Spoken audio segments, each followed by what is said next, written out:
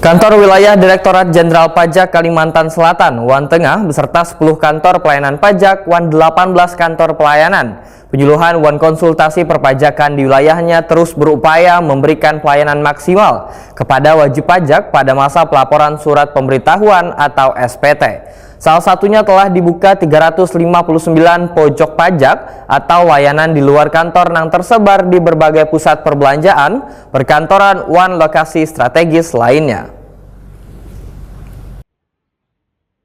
Kantor Wilayah Direktorat Jenderal Pajak Kalimantan Selatan, Wan Tengah beserta 10 kantor pelayanan pajak, Wan 18 kantor pelayanan, penyuluhan Wan konsultasi perpajakan di wilayahnya terus berupaya memberikan pelayanan maksimal kepada wajib pajak pada masa pelaporan surat pemberitahuan atau SPT. Salah satunya telah dibuka 359 pojok pajak atau layanan di luar kantor yang tersebar di berbagai pusat perbelanjaan, perkantoran, Wan lokasi strategis lainnya.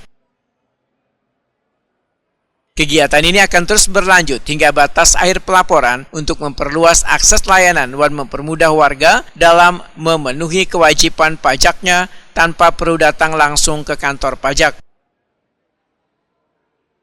Adanya pojok pajak ini tercatat sebanyak 19.609 wajib pajak dapat terbantu dalam pelaporan SPT mereka. Menjelang periode mudik hari raya, KPP Wan KP2KP beroperasi pada hari Sabtu dan Minggu sebagai layanan tambahan mengingat tenggat waktu pelaporan SPT yang semakin dekat serta bertepatan dengan momentum Idul Fitri. Informasi mengenai jadwal Wan lokasi layanan akhir pekan serta pojok pajak dapat wajib pajak peroleh dengan mengunjungi Instagram resmi KPP atau KP2KP terdekat.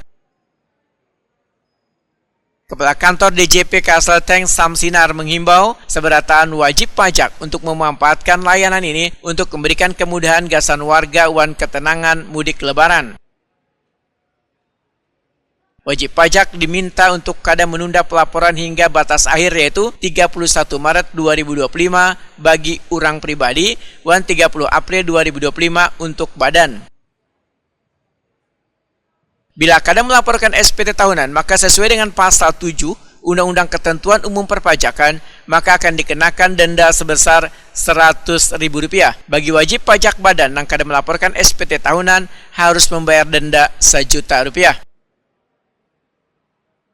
Samsinar menegaskan, hingga 20 Maret 2025, realisasi penyampaian SPT tahunan sebanyak 317.465 dari target 418.894 dengan capaian sebesar 75,79%. Wajib pajak dengan penghasilan di bawah penghasilan kada kena pajak, yaitu Rp54 juta per tahun atau sekitar Rp4,5 juta per bulan. Namun tetap memiliki kewajiban melaporkan SPT tahunan jika nomor pokok wajib pajak berstatus aktif. Jika wajib pajak kada memiliki penghasilan atau penghasilannya di bawah PTKP, serta kada menjalankan kegiatan usaha atau pekerjaan bebas, maka dapat mengajukan permohonan untuk mengubah status NPWP menjadi non-efektif. Dengan status non-efektif, wajib pajak kada diwajibkan melaporkan SPT tahunan.